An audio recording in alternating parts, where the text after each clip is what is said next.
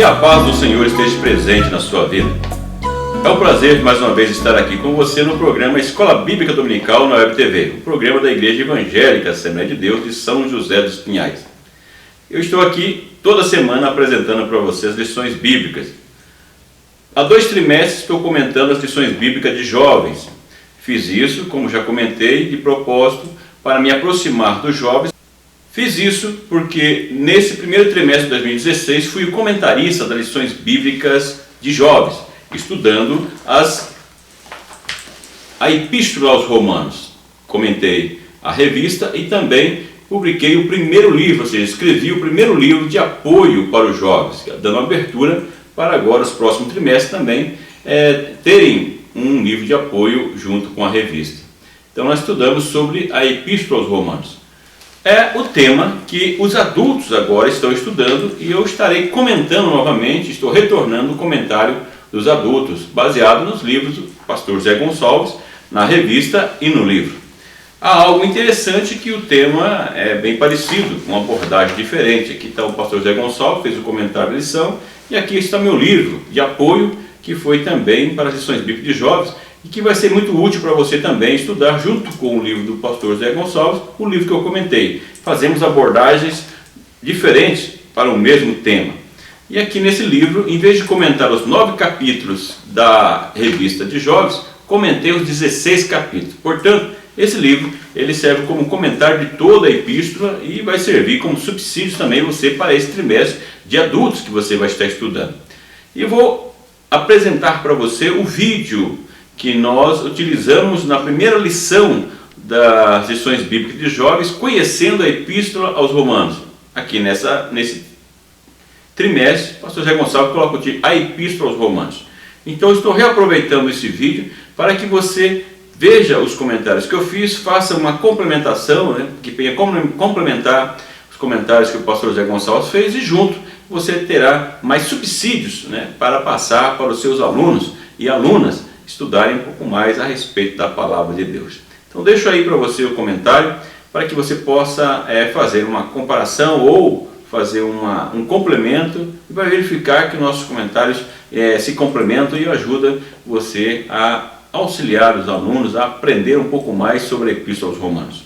Na sequência, nós estaremos apresentando outros vídeos, fazendo aí uma complementação nos comentários, porque nós vamos ver que os temas são parecidos, mas com uma abordagem um pouco diferente. Eu acho que isso vai enriquecer o seu estudo a respeito da Epístola aos Romanos. Vamos então ao vídeo, que eu deixo aí o comentário a respeito das abordagens, das questões fundamentais a respeito da Epístola aos Romanos.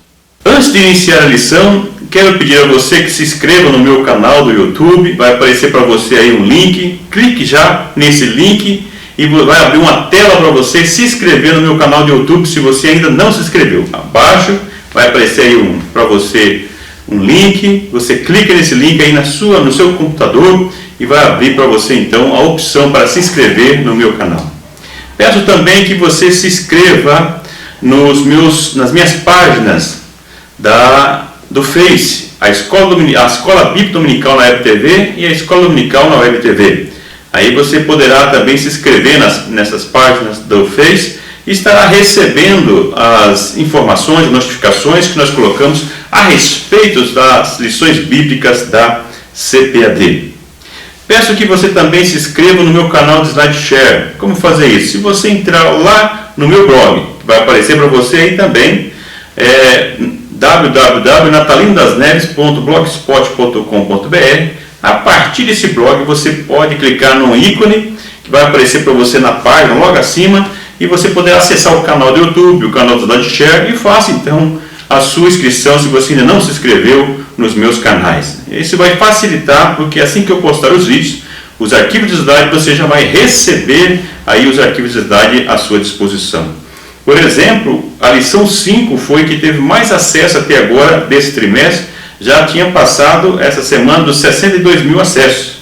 Então, para você ver como que o pessoal está utilizando os arquivos de slide para acompanhamento. Os vídeos como esse, o acesso tem sido baixo, então você pode também ser propagador desses vídeos, porque deixamos o arquivo de slide e fazemos um comentário, como estou fazendo aqui, E o arquivo de slide que eu utilizo para fazer esse comentário aqui com vocês é o mesmo que eu disponibilizo, igualzinho, lá no meu canal, para você utilizar, você que é professor, professora na sua sala de aula, e você que é aluno, aluna, para estudar previamente a lição. O nosso intuito é contribuir para a melhoria da escola dominical, a melhoria do ensino da escola dominical. Se aluno e professor estudam previamente, a tendência é cada vez mais melhorar a qualidade do ensino. Aqui não pedimos contribuições, não pedimos questões financeiras, muitas pessoas mandam e-mail querendo contribuir, não pedimos aqui. Então, você tem um acesso gratuito. O que nós pedimos é que você nos ajude a compartilhar com a sua rede social, na sua igreja, para que cada vez mais pessoas possam participar conosco e com isso possamos contribuir para a melhoria da escola dominical em todo o país.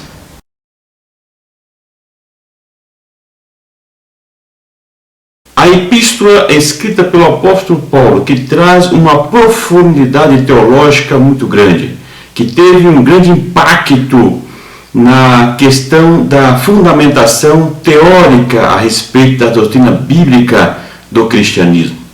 Mas não somente isso, nós vamos ver que essa epístola também teve um grande impacto na formação de muitos pensadores cristãos, dos pais da igreja, e em especial no momento impactante da história da igreja, que foi o momento da reforma.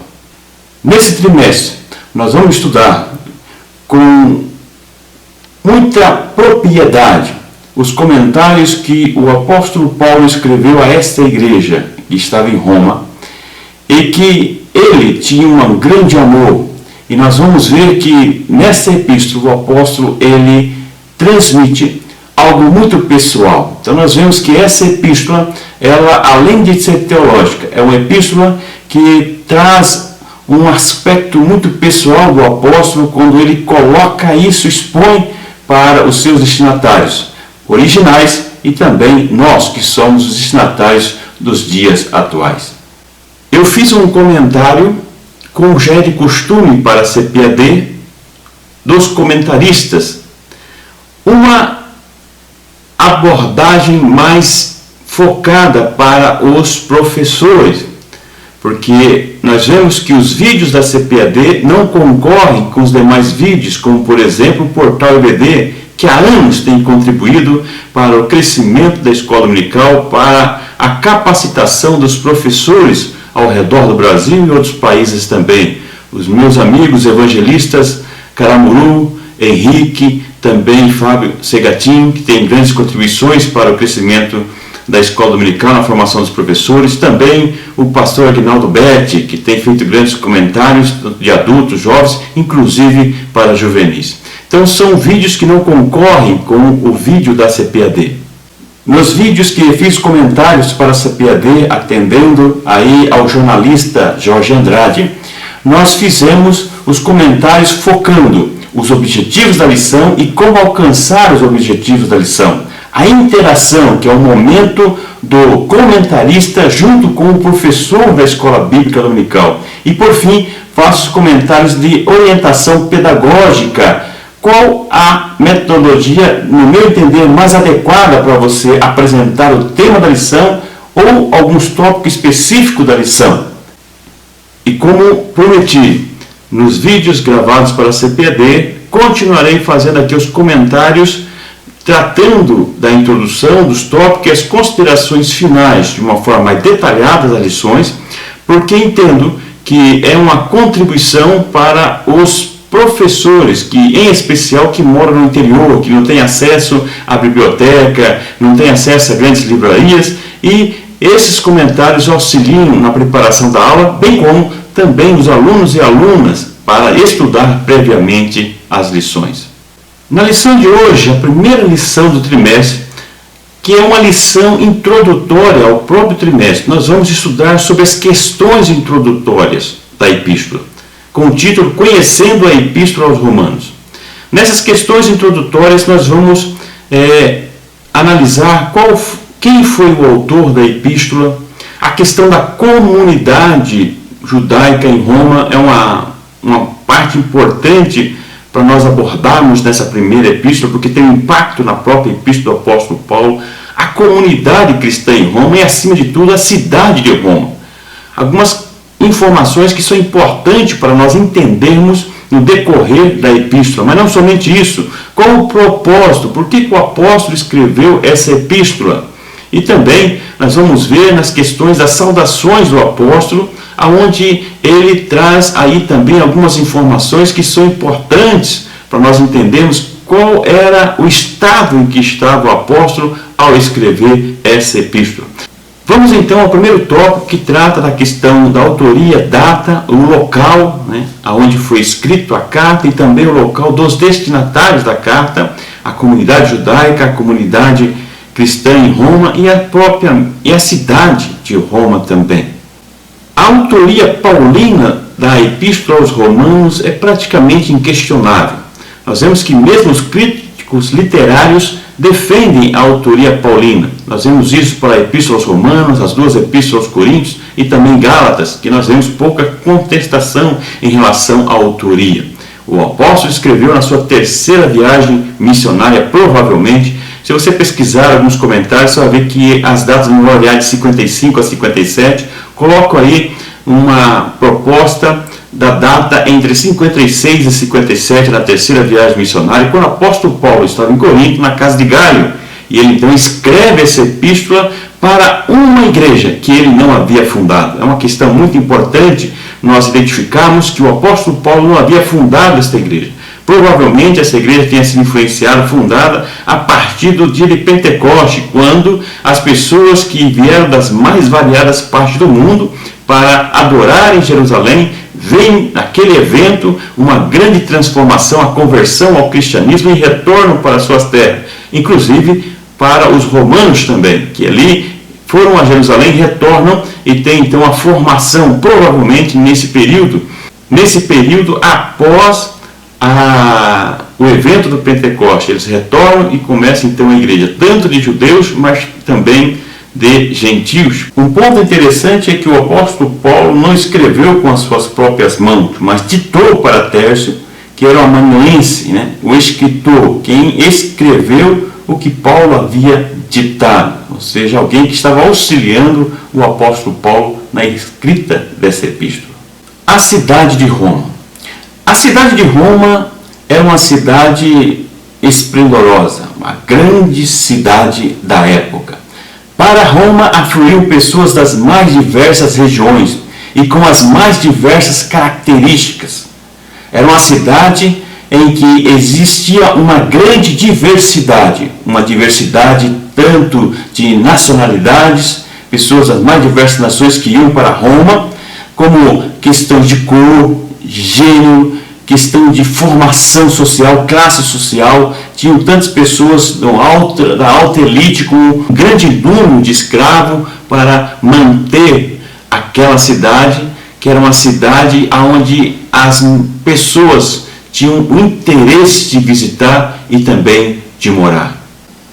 Portanto, era uma cidade com uma grande diversidade, não somente dessas questões que mencionei, mas também de questões religiosas, aonde as pessoas que ali iam tinham várias influências na sua formação religiosa e intelectual. Nós vemos nessa cidade grandes empreendimentos suntuosos, luxuosos, em que destacava uma pequena elite que tinha um grande poder aquisitivo e uma grande maioria com um pequeno poder aquisitivo. Portanto, a desigualdade social era algo que acentuava nessa cidade de Roma. Outra questão interessante é a cultura helenística, ou seja, a cultura grega, que tinha um grande impacto na formação intelectual do povo de Roma. Nós vemos que o Império Romano havia dominado o Império grego, mas a cultura grega ainda prevalecia. Sabemos que a cultura romana era forte, latina era forte, mas a cultura grega predominava, não somente na questão da língua, na questão do comércio, mas também na questão da arquitetura e assim por diante. Então a cultura grega era algo que também tinha um destaque na formação dessa cidade e a influência nos moradores dessa cidade. Na questão religiosa, o politeísmo era muito forte. Nós vemos a influência da religião grega também, juntamente com a cultura grega, vem a questão religiosa, onde nós vemos que muitos deuses do panteão, ou deuses que faziam parte do panteão grego, tinham seus nomes trocados pelos romanos, mas eram os mesmos deuses com o nome trocado em que eles adoravam. Então o politeísmo era muito forte, e também a questão do culto ao imperador, que era algo que vinha ao impacto da cultura do cristianismo, aonde teriam que adorar o imperador como Quírios. Mas nós vamos ver mais à frente que a igreja, muitas vezes influenciada pelo próprio judaísmo, tinha uma certa liberdade religiosa, mas existia a influência desse politeísmo na igreja também. Portanto, o apóstolo Paulo, ao chegar em Roma, provavelmente lá pelos anos 60, encontrou uma cidade cosmopolita, com uma grande diversidade e com quase 1 milhão de habitantes. A comunidade judaica em Roma. Dentre a comunidade judaica em Roma, existiam simpatizantes do Império Romano e também aqueles que eram contrários ao Império Romano, que é a sua maioria. Entre os favoráveis nós vemos aí os herodianos e saduceus, e entre os contrários, em especial os fariseus e os zelotas, que eram revolucionários. Mas nós vimos que os judeus, eles tinham certa influência na própria comunidade em Roma, no Império Romano. Nós vemos que eles foram levados provavelmente em 61 por Pompeu, na guerra em que eles tiveram com o Império, com a Palestina, e levou muitos escravos, muitas pessoas que foram levados como prisioneiros de guerra e transformados em escravos para Roma. Então, provavelmente, nesse período, em 61 a.C., foi o momento em que vários judeus foram levados para Roma, onde se fortaleceu essa comunidade da diáspora, também em Roma, a exemplo de outras cidades que nós vemos a diáspora judaica também, ou seja, a dispersão judaica. Então, provavelmente, em 61 a.C., levados por Pompeu, quando se formou essa comunidade judaica. É uma comunidade que foi se fortalecendo. E provavelmente a igreja também ela tenha tido uma influência das sinagogas na sua formação inicial. Portanto, inicialmente, uma grande maioria de judeus que haviam se convertido ao cristianismo. A arqueologia ajuda a demonstrar que existiam essa grande influência judaica na cidade, com pessoas nas mais variadas faixas etárias e também sociais, pessoas com influências e também com seus nomes já latinos, mas judaicos, judeus com os nomes latinos. A arqueologia comprova isso na questão dos túmulos dos judeus que ali foram descobertos, e nós vemos que esses judeus também recebiam um certo privilégio como uma religião permitida, portanto, podendo ter as suas próprias leis, desde que não impactasse na lei romana. Eles tinham a liberdade para os seus costumes, inclusive para o tribunal dentro da própria igreja judaica, da religião judaica em Roma, desde que não prevalecesse sobre a lei maior romana. Inclusive a questão de morte não era permitida, decisões sobre morte das pessoas, mas julgamentos na questão religiosa. Nós vemos que desde a época de Jesus existia essa liberdade dada aos judeus, mesmo fora de Roma e aqui em Roma também. Então, uma influência muito grande dos judeus na cidade de Roma. A influência judaica era tão grande que era o principal reduto, ou seja, o maior centro judaico no primeiro século era em Roma. Você vê como que essa comunidade judaica tem uma influência em Roma, o que nós vamos ver que vai impactar também na igreja. Mas um fato marcou a questão da formação judaica em Roma. Em 49 depois de Cristo, nós vemos o decreto do imperador Cláudio, quando nós vimos algumas insurreições, talvez até influenciada pela questão da comunidade que existia também em Alexandria. Nós vemos uma preocupação do Império Romano expulsando os judeus de Roma em 49. Foi nesse período que nós vemos que os gentios da igreja se tornaram maioria e foi aumentando e tendo uma influência muito grande, ao ponto que quando o apóstolo Paulo escreveu, a maioria da composição da igreja já era gentia. É o que nós vamos ver mais à frente sobre isso. Os destinatários e o propósito da epístola aos Romanos. Os primeiros 7 versículos da epístola, nós vemos o apóstolo Paulo deixando bem claro quais eram os seus destinatários, a comunidade cristã em Roma.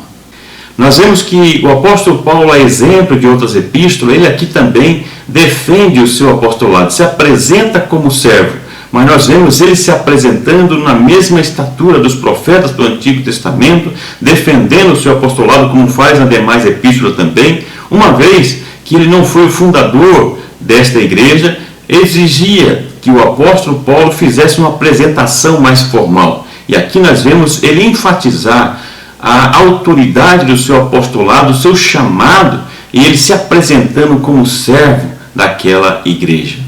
E o apóstolo, a exemplo, como já disse, de epístolas anteriores, ele coloca aqui o seu apostolado recebido diretamente de Jesus, que era uma forma de credenciar a seus próprios escritos, como nós vemos na formação do cânon. É o respeito da autoridade daqueles que tinham uma relação com Jesus. Nós vemos que o apóstolo Paulo não esteve junto com os apóstolos com Jesus, mas ele teve um encontro em Damasco e nós vemos como ele relata que ele recebeu do próprio Senhor Jesus. Esse fato do encontro de Jesus com o Cristo ressurreto é muito importante para dar autoridade para os escritos canônicos atribuídos ao apóstolo Paulo. A comunidade cristã em Roma.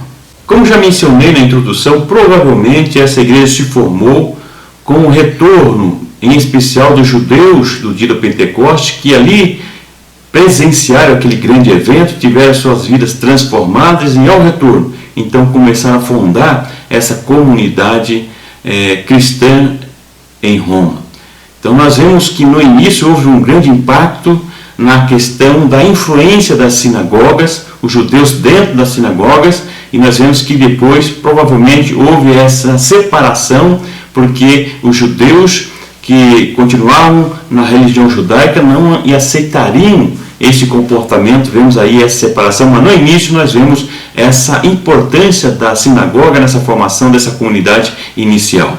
Conforme já mencionei também a questão do decreto do imperador Cláudio, nós vemos então que mudou a composição da igreja, onde os gentios se tornaram a maioria com a expulsão dos judeus, que depois se retornaram, como Priscila e Áquila, que também foram expulsos, e quando Paulo escreve, eles já estavam novamente nessa comunidade, mas agora a maioria era composta de pessoas gentias que haviam se convertido ao cristianismo.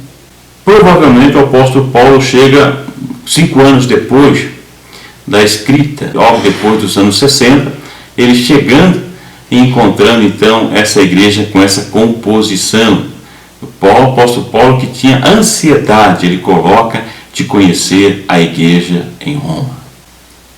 O propósito da epístola.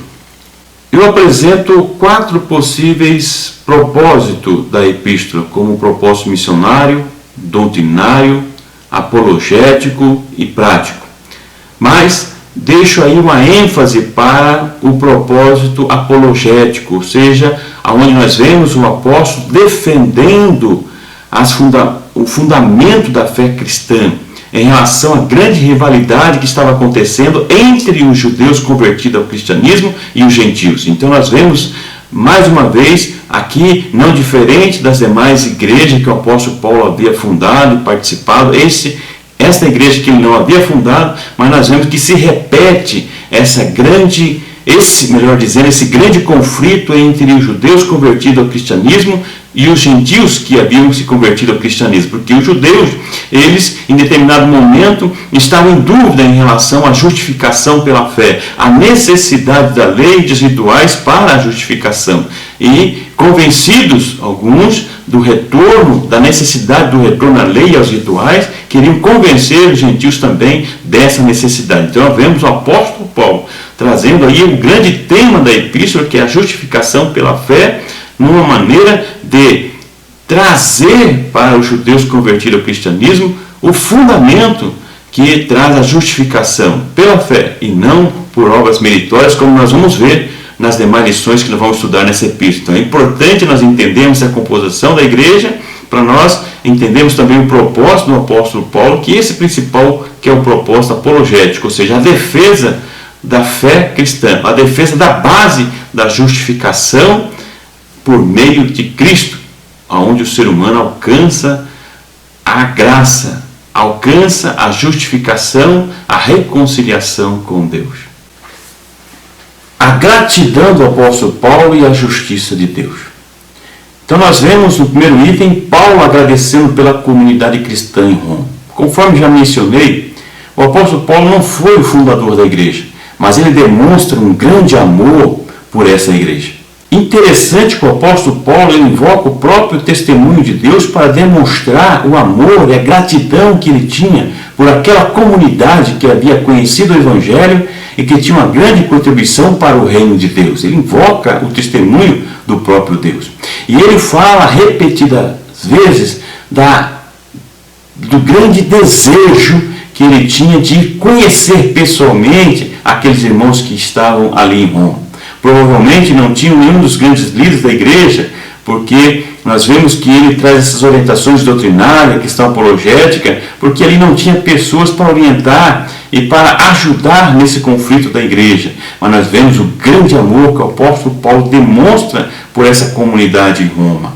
E aqui o apóstolo Paulo traz um grande exemplo, porque ele demonstra o seu amor, a sua gratidão por aquela comunidade, independente de nacionalidade, de classe, de distinção, mas respeitando a diversidade naquela igreja. E mesmo, como já disse, não sendo uma igreja formada por ele, ele demonstra o amor individual e coletivo por aquela comunidade, individualmente pelas pessoas, mesmo não sendo uma igreja que ele tem uma raiz muito forte. Diferente do que muitos líderes dos nossos dias que devem seguir esse exemplo do apóstolo Paulo, mas que infelizmente nós vemos pessoas que estão preocupados em defender o seu próprio nome, o seu status, a sua posição, em vez de priorizar e prevalecer o reino de Deus e glorificar o nome de Deus. Fica aí esse exemplo para os nossos líderes dos dias atuais. O segundo item fala a respeito de Paulo como testemunha do poder do Evangelho através de sua própria vida. O apóstolo Paulo, ele era testemunha viva do poder do Evangelho, que havia transformado a sua vida. Por isso que ele fala que ele não se envergonha do Evangelho, do poder do Evangelho, ou do Evangelho que é poder de Deus para a salvação de todo aquele que crê. Este Evangelho que havia transformado, mudado completamente a sua vida, ele já não era o mesmo. Esse Evangelho que havia livrado do jugo da lei, dos rituais que ele outrora pela sua vida como principal dos fariseus, ele diz fariseu dos fariseus, ele entendia que era necessário, mas o Evangelho, ele transforma a sua vida e o poder desse Evangelho o liberta dessa opressão, do jugo da lei e dos rituais. Então ele era uma testemunha viva do poder desse Evangelho, da transformação, da libertação que esse Evangelho poderia provocar na vida das pessoas.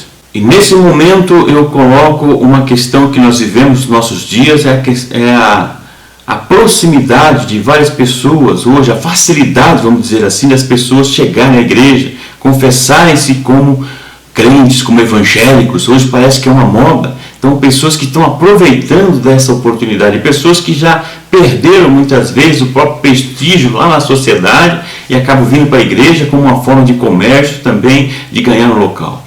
É certo que muitas pessoas têm vindo e têm tido a sua vida transformada como exemplos, mas também temos aproveitadores do nosso meio. Precisamos distinguir isso e tratarmos as pessoas conforme a necessidade, conforme vemos a palavra de Deus, para não separarmos prosélitos, pessoas novos convertidos, mas pessoas que demonstram realmente uma vida transformada, pessoas que não se envergonham do Evangelho e que demonstram através de seu testemunho, da sua vida, o poder do Evangelho, o poder transformador do Evangelho em suas vidas. Por outro lado, há pessoas que ainda se envergonham de se identificar como evangélicos, como salvo em Cristo Jesus, mas que essa lição possa levar-nos a refletir da nossa responsabilidade diante da sociedade, identificarmos através de nossa vida como testemunho vivo com o apóstolo Paulo do poder transformador deste Evangelho. Por isso que nós vemos o versículo 16 e 17 como um ponto muito forte a questão do poder transformador do Evangelho, que o apóstolo Paulo era uma testemunha viva, importante e com uma autoridade muito grande pela vida que ele tinha agora, depois de transformado pelo Evangelho. E o último item desse terceiro tópico é a importância do verso 17, Romanos 1:17, que demonstra a justiça pela fé e o impacto que teve na reforma protestante. Então nós vemos que esse verso 17 teve impacto em vários personagens, como deixo no livro. Se você ainda não adquiriu o livro, é o momento de você adquirir o livro, que vai ajudar bastante para você estudar essas lições bíblicas de jovens. Nas lições bíblicas eu comento 9 capítulos da Epístola aos Romanos, enquanto que no livro eu comento os 16 capítulos. Comento todos os capítulos da Epístola e acrescento algumas informações a mais quando são abordados sobre os novos capítulos abordados nas lições bíblicas. Então o livro é imprescindível, um custo bem acessível e trazendo informações que você deverá guardar esse livro com preciosidade para você estudar, e vai servir na sua vida cristã como um todo, porque a abordagem é muito abrangente.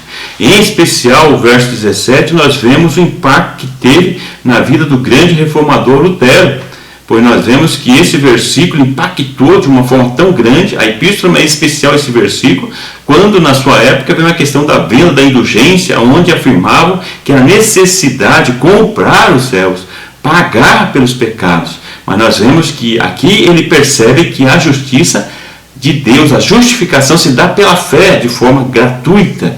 E isso vai impactar de forma poderosa na vida do grande reformador Lutero. Nós vemos o Concílio de Trento, que vai tentar debater essa questão também da justificação pela fé, defendendo a questão da justificação meritória ou por obras, que levava as pessoas a se justificar, porque era o status quo, era defendendo o poder dominante da época, que era a Igreja Católica, que dominava na época. Nós vemos que houve a necessidade de uma grande transformação. E isso é importante nós abordarmos também, que nos nossos dias, mesmo no meio evangélico, tem pessoas que querem retornar como judeus cristãos para essa questão da lei, ou fazer sacrifício, principalmente por causa da nossa cultura brasileira, em que nós vemos enraizado nas pessoas a necessidade de fazer algo para se justificar diante de Deus. Mas nós vamos ver, durante o estudo dessas lições, que a justificação é pela fé. E esse verso 17, o versículo 17, tem um impacto muito grande na epístola, como o texto, o versículo-chave, e também na reforma protestante, na formação das ideias reformadoras de Lutero e dos seus companheiros e sucessores também, na questão da teologia formada a partir dos reformadores.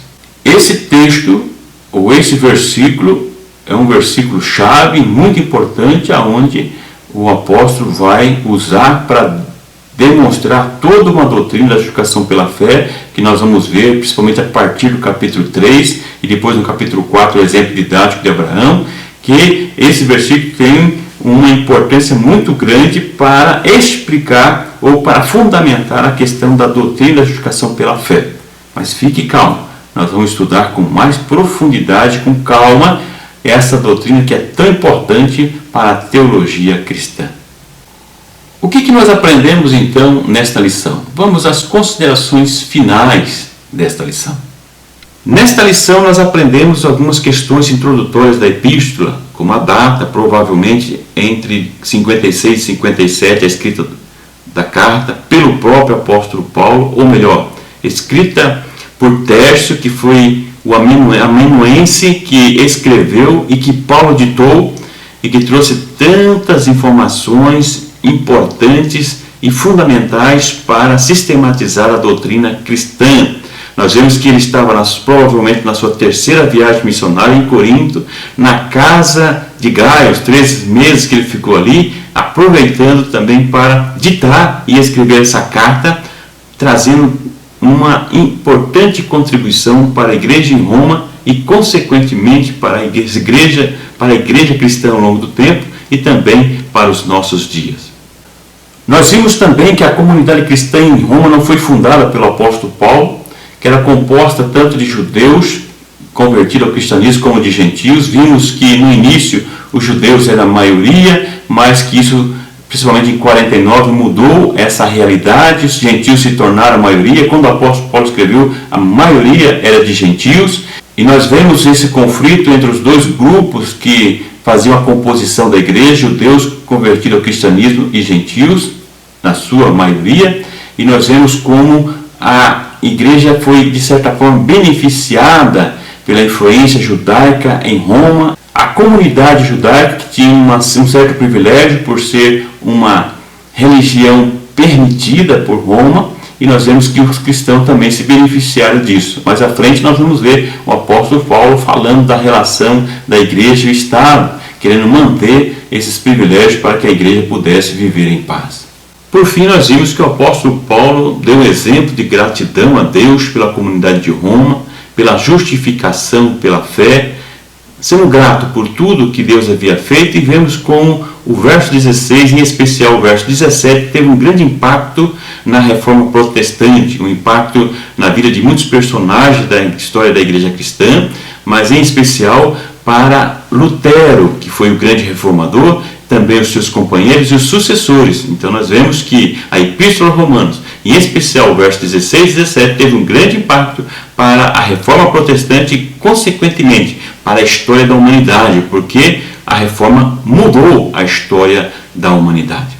Espero ter ajudado você com esses comentários aprofundados, mas não esqueça que tem também lá o vídeo da CPAD com informações que enfocam a questão do objetivo, como alcançar o objetivo, o momento de interação entre o escritor, que sou eu, e você, que é o professor que vai lecionar os alunos que vão estudar essa lição, e também a orientação pedagógica, orientações de como lecionar e como alcançar o objetivo através da metodologia, e com isso trazendo maiores contribuições para o ensino-aprendizagem. Espero que você tenha gostado dos comentários e espero que você também compartilhe. Se você não se inscreveu ainda no meu canal do YouTube, é o momento. Se inscreva. Entra ali embaixo, inscrever-se, e você vai receber assim que o vídeo for postado, a informação que ele foi postado para você poder estudar as lições bíblicas. Peço que você compartilhe, que você informe as pessoas que não conhecem ainda esse canal, que não conhecem esse programa, a Escola Bíblica Dominical na Web TV. Que o grande e infinito amor de Deus, que a graça e a paz do nosso Senhor e Salvador Jesus Cristo, que a comunhão e a consolação do Espírito Santo esteja com você hoje e sempre. Muito obrigado pela sua atenção. Até o próximo vídeo. Até a próxima aula.